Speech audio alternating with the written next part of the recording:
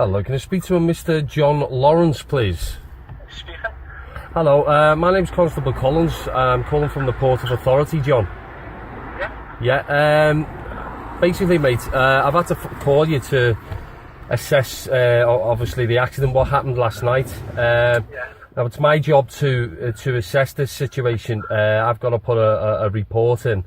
So basically, I just need two sides to the story. We spoke to the captain of the other vessel. Can you just explain to me what happened last night?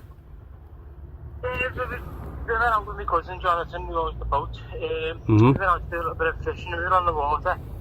I'd say it was about an hour before the accident happened. We hadn't been set up on, we I got in the water twice. And then we were all just fishing away, just on the buoy, a car on a buoy, I think John said it was called, where we were fishing. Just above a wreck. And then all of a sudden John went into the boat to turn the oven on to make us a coffee. And I just looked, we just seen a boat coming towards us, and it was literally 15 foot in front of us when he spotted it. Right, okay. What speed would you say that the vessel was going at? How many knots? I haven't got a clue about nothing like that, mate. Sorry, I couldn't even, but I can tell you something about that, because literally, our John screamed, well, I've looked up, seen the boat, I just seen this big black thing heading towards our vessel. So a big black thing heading towards you? Yeah, right. That's all I could see. It was a big, massive front of a boat, and then within seconds it just collided with the front of Jonathan's boat, and it span us right round in a full circle. So our ship was facing the direction right. that the oil vessel come in. So that's why we haven't seen it, because we've been fished off the back of the boat, you see. Right, okay. So what happened when the vessel actually hit you? So you've spun around, you've done a 360. So what's happened then? So then we've then the boat then being pointing in the same direction as that vessel, and it was dragging us along. But it just looked like it was going to go, we got more and more under towards the underneath of the boat. So as the boat was hitting us inside of it, it looked like it was sort of just going to swallow the boat underneath it, our boat, do you know what I mean? Right, okay. So on a scale of 1 to 10, Mr. Lawrence, how scared would you say you was when the vessel hit? 12, more. Never experienced nothing like it in my life. Okay, what thoughts went through your mind when the vessel hit? To be honest, I thought it was dead. I just seen it, I've never seen nothing as big as coming like that towards me in my life. I just think that there was no way out of it in any way or form. So where are you at the moment, Mr. Lawrence? I'm just in Kirby Town Centre at the minute. Right, so you're fit and able, are you? Oh yes, I'm okay. I'm a bit sore on my back. Okay. The bottom of my back sore on my left leg. But other than that, my duck fine and healthy and walking. Okay, you see what it is, Mr. Lawrence. We spoke to the captain of the other ship. Now, what his version of events were, he thinks that you've manoeuvred the boat into such a position so the collision was inevitable. Now, he said there was no lights. There was no lights on the boat on your vessel, and you've purposely put it in the way, so it would collide. 20-foot boat in the front of a boat that big. Well, I mean, there's a lot of answers to that question, Mr. Lawrence. One being, people do these type of things to get a claim.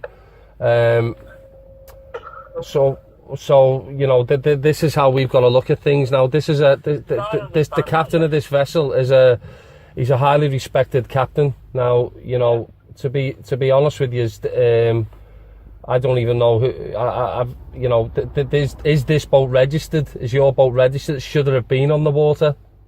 Yeah, Jonathan's fully insured. He's got a level 2 so he heard him tell him one of the officers last night. He's been driving boats himself for 15 years, I think, Jonathan. Right. Okay, so he's not level 3. It's just level 2. I think I heard him saying level 2, maybe, but don't quote me as I say, I don't know, but I'm sure he heard him. This conversation will be used in evidence, Mr. Lawrence. He's either a level 2 or he's a level 3. What is he? I don't know, because I don't drive the boat. So, you can see where we're going here, can't you, Mr. Lawrence? We spoke to this captain, and I'm on the phone to you. You're in Kirby Town Centre, and you're babbling on about level 2, level 3. Oh, I've done a 360. It all seems silly sausages to me. Can you understand where we're coming from? Yes, I do, yes, totally. Okay, We have a license, he's got a license for his boat, and I know he's insured and stuff So like that. what's your occupation, Mr. Lawrence? I'm a scaffolder. You're a scaffolder, okay. And what was your purpose, or what were you doing on the boat? Fishing. Right, okay. I think we're going to have to bring you in, Mr. Lawrence, for question, because it just seems, you know, it just stinks of fish, if you ask me. You know what I'm saying? Something isn't adding up here. You were on a boat, you were on a level 2, you were in the River Mersey of an evening, you had no lights on your boat, and you've He had the lights on his boat. Was he getting paid to fish? Yeah, sorry, my colleague just asked, were you getting paid to fish, Mr. Lawrence? No, was it just recreation or was it business?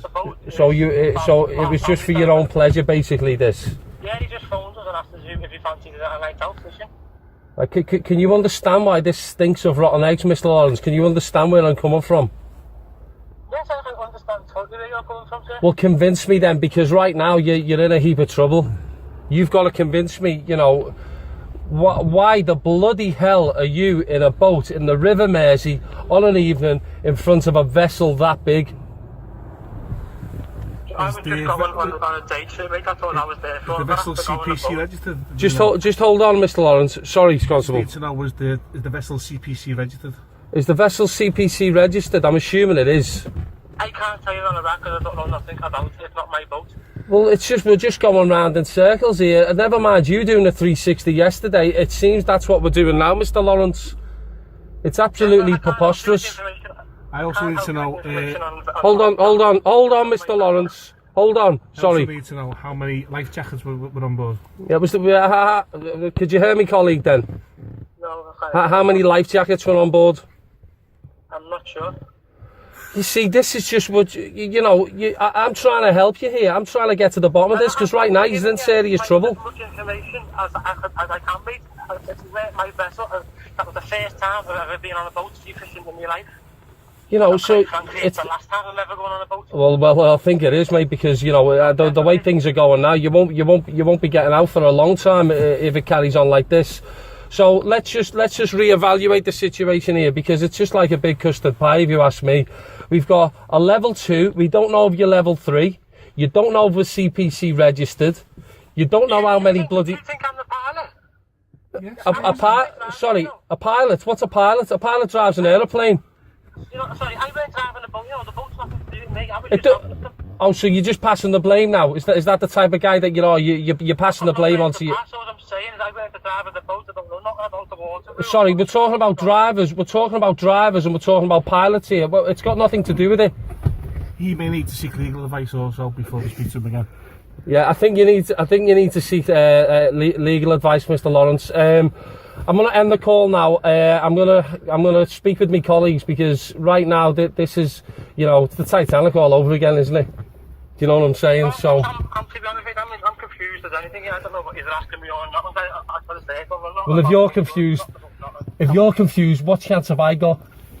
Yeah, no, I don't. As I say, I can come in and see you instead, because all I know is I got a phone call yesterday. Asked me out to go sea fishing.